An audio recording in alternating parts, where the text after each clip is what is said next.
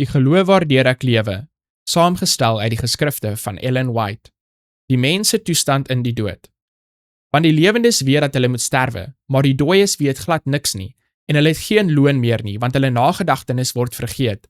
Hulle liefde sowel as hulle haat, ook hulle naaiwer, het lankal verdwyn, en hulle het vir ewig geen deel meer aan alles wat gebeur onder die son nie. Prediker hoofstuk 9 verse 5 en 6.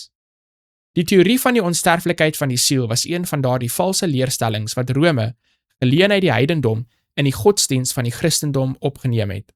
Martin Luther het dit geklassifiseer as die monsteragtige fabels wat deel vorm van die Romeinse mishoop van dekrete.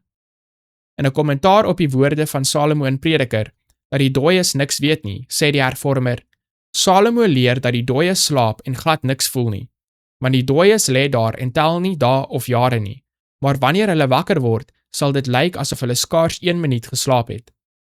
Die martelaar Tyndale het met verwysing na die toestand van die dooie verklaar, ek bely openlik dat ek nie oortuig is dat hulle reeds in die volle heerlikheid is waarin Christus is, of waarin die uitverkorene engele van God is nie. Dit is ook nie enige artikel van my geloof nie, want as dit so was, sien ek dat die prediking van die opstanding van die vlees te vergeef sou wees. Volgens die geloof van die dag is die verlostes in die hemel vertroud met alles wat op die aarde plaasvind, en veral met die lewens van die vriende wat hulle agtergelaat het. Maar hoe kan dit 'n bron van geluk vir die dooies wees, om die probleme van die lewendes te ken, om te sien hoe hulle al die smarte, teleurstellings en angs van die lewe verduur?